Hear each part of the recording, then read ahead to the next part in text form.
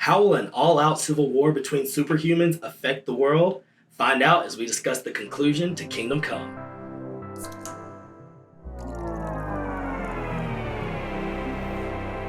Welcome to the Oblivion Bar, a safe haven for all DC comic fans. I'm your host, Khalid Hill, and today we are finishing up our discussion on Kingdom Come by Mark Waid and Alex Ross. This is the second episode of this series, so make sure you click right here to watch our first video. But right off the bat, we are introduced to the Gulag, which is this metahuman super prison created by Superman and the Justice League. I want to know what you guys feel about this. Is this the best way for them to handle their issues? Bad. No. Stop it, Superman.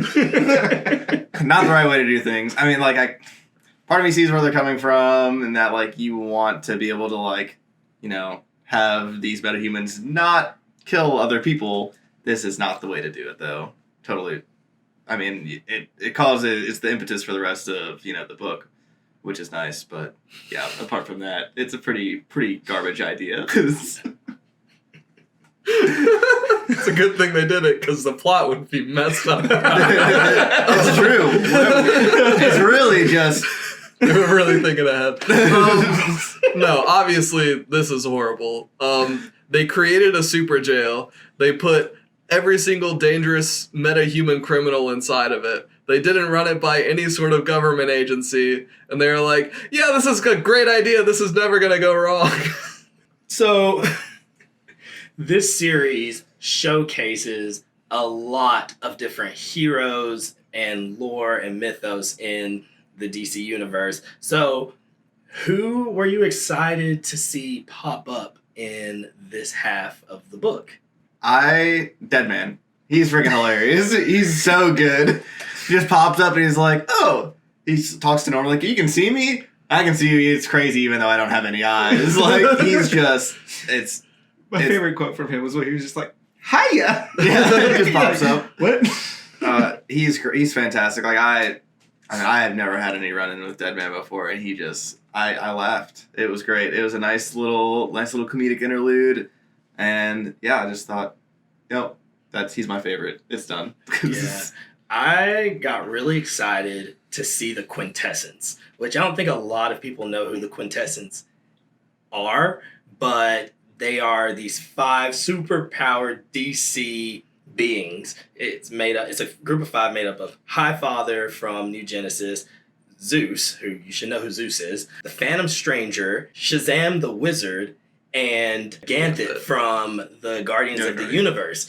And I just love that these super powered beings are just sitting there discussing the fate of Earth. And they just sit back and watch the events unfold. And then, Spectre jumps into the conversation. The freaking Spectre. And he's just like, oh, y'all are just going to sit there? And y'all are just going to watch this crap happen? I just thought that was awesome. I kind of liked Captain Marvel. I was like, oh, it's Captain Marvel in a suit. And then they were like, no, it's Billy Batson. I was like,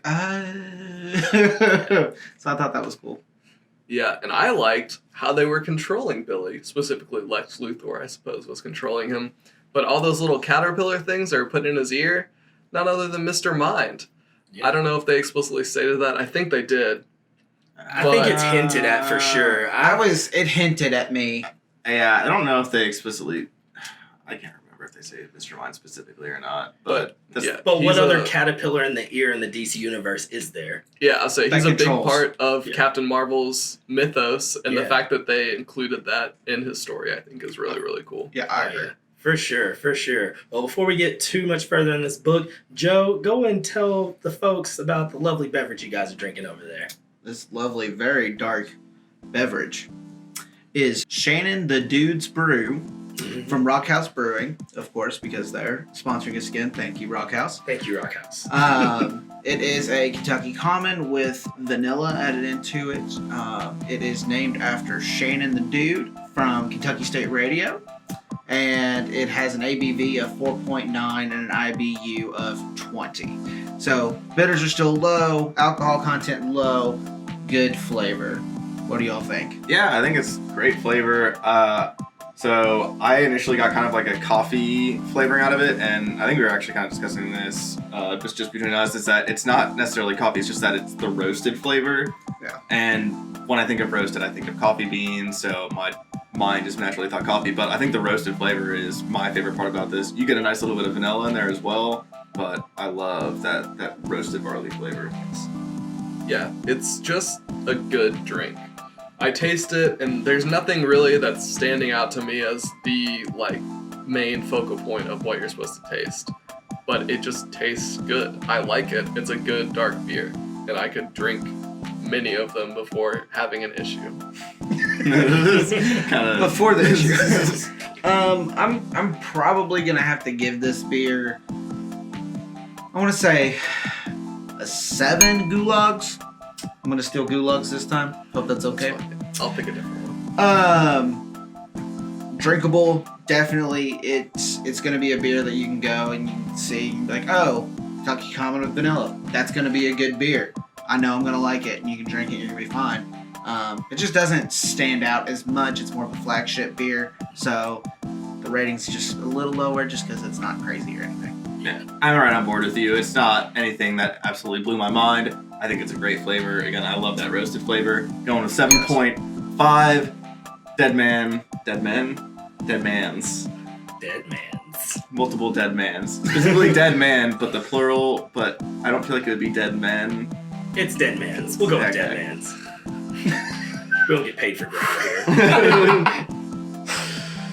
Well, I'm going to sit right there with you at 7.5 for about the same reasons. It sets out to do something, and it does that thing, and that thing isn't crazy, but it's good.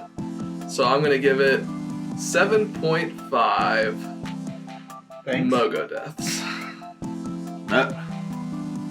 Okay. Mogo deaths? Yeah. I really thought you were gonna say things because you were on a roll with things.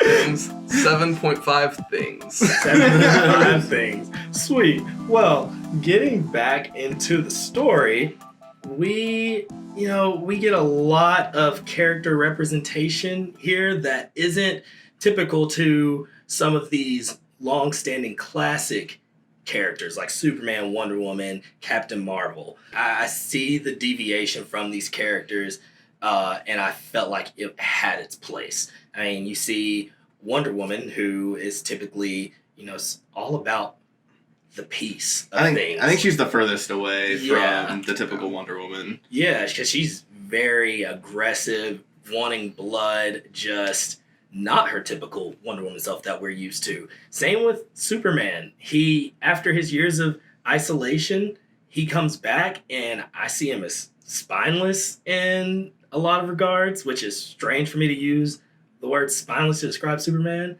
And he's also, just very dictatorish as well. I think the fact that he left in the first place shows deviation. And I don't feel like that's something that Superman would ever typically do, is turn his back on humanity. Even when, they kind of turned his back on him a little bit, I feel like that's the trait of Superman to continue on. Yeah. Yeah. Also, I definitely want to mention Captain Marvel, or in particular, Billy Batson. Mark Waid shows him as this extremely traumatized, mind controlled by Lex Luthor, just child, and that's a very different Billy. Even though, he has a rough past, this went the extra mile in showing how traumatized he was, and that was a very different look for me for a character that I really, really, really loved. Still loved his part in the story, but that was just different for me. And yet, at the end, he's the one that saves the day. And I think that is... Half safe. He's He the did his one that best. does it. Yeah. He did his best. Yeah, no, since we're already getting into that, let's talk about the massive prison break that happens at the Gulag and the insane battle that goes on. Just what did you guys think? What was your favorite part of the battle at the Gulag? Since we're already talking about Captain Marvel, That was my favorite part because he just stood there next to Superman and just kept going, Shazam, Shazam, Shazam, Shazam, Shazam, Shazam. And he's just, Superman's just like, stop. He's like, dude, quit. It hurts so bad. Spamming the move. You just gotta keep spamming the move that works, right? Low kick. That's exactly what it was like. When I play Injustice, that is how I do it. I just spam Shazam's Thunderbolts over and over and over again. Lightning from my hands. Lightning from my hands. Ethan, what was your favorite part of the Battle of the Gulag? Well, I hate to bring the tone down a little bit, but when Wonder Woman kills Von Bach. Bach, that's Yeah. what it is. I was going to say Von Fuchs, but I think that's something else. That's something else. Yeah, when Wonder Woman kills Von Bach, plunges her sword through him, that's like the turning point in the whole battle. Before that, it's a big fight, but that's really when everything starts to go wrong. That's really when holds stop being barred. You know what I mean? That's when things start happening that shouldn't be. Yeah, there was even that one guy who was like, did y'all see that? She stabbed him. Get her. Like, no. It's a little ironic, too, because the whole point of them being in there was because, like, oh, well, you all, like, kill people, more or less, like, for whether it be a villain or civilian casualties. And freaking Wonder Woman was just like, all right, I've had enough of this. I'm just going to totally be a hypocrite right now. Well, all right. Well, let's think about the conclusion of this book.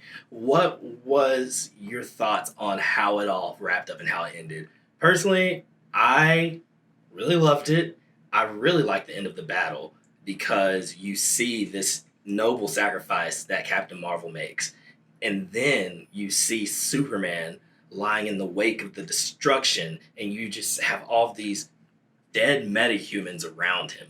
And you see his fury afterwards, and I was just like, wow. Like, the art, the story, everything was super powerful for me. At that moment, I was like, holy crap. I think my favorite part about the conclusion, maybe not definitively my favorite, but one of my favorite parts was the fact that Superman had deviated from his typical, Superman self, was not really making the correct decisions throughout the story. And then he goes, and the last decision he makes before the end of the battle was to Billy or Captain Marvel, was like, you make the decision on what happens. He's like, I can't be the one to be impartial on this. You're the one that understands humanity and metahumans the best because you've lived both worlds. You make the decision. And I thought that was great that Superman finally came around to make the correct decision at the end of the day. I mean, I really liked the conclusion, honestly. I thought it was very nicely wrapped up. I thought, he did, Superman let Billy Batson make that decision, and then obviously, tons of people died, and he was still upset, so he goes over there, and people were, Norman was able to talk him down and say, you have to forgive yourself, because you're taking your anger out on everyone else, and I just thought that was a really cool insight to Superman's psyche at the moment. Mm-hmm. That was really cool. What did you guys think of the final epilogue restaurant scene with Superman, Wonder Woman, and Batman coming together? Batman's still a punk. Orders a steak well done, too, which... Look, I think it's because of the restaurant. I don't think it's... I really like to hope it's not because he actually Then I'm likes just steak going to well throw done. this out there. If that's the situation, don't get the steak. That's what I was thinking. Don't get the steak. I'm not going to get the steak from Waffle House. I know some people do, but I'm not going to. Don't be judging you like a steak from Waffle House. You go for the waffles. I do agree, though. You gotta go for the waffles. But the Trinity meets up, and that's where Waid leaves us at the end. I mean, I thought it was hilarious because Batman's just like, what do you all really want to tell me? Why'd you bring me out here? And then he just throws it in their face like, yeah, I already know she's pregnant. I can see she gained weight. Girl, you supposed to be at Amazon, and you ain't looking all that glamorous today. And I was like, dang, Batman is ice cold. And he's sitting there as he's eating his well-done steak that Superman had to finish cooking for him. And I was just like, you're a punk. He's like, girl, I see that baby weight happening, but that ain't none of my business. No, but I mean, I think that's a really good epilogue wrap up because it's talking about bringing up the new generation, like, it is the Trinity that's going to be leading the way like they should have been doing in the past 10 years. Yeah. This is their redemption arc, basically. They have a chance to get it right this time. Yeah. Yeah, I thought it was a solid conclusion. But guys, that's going to wrap up today's episode. Kingdom Come is an incredible book. You should all pick it up and give it a read. I will include a link in the description below. And we want to thank Rock House Brewing again for sponsoring today's video. And guys, you can go ahead and like, comment, and subscribe to our channel if you haven't already. And we will, as always, include links to our social media in the description below, along with all of Rock House Brewing's information. But question of the week, who is the true hero of this story? Make sure you leave your answers in the comments below. We will catch you guys next time at the Oblivion. A large fresh orange juice, please.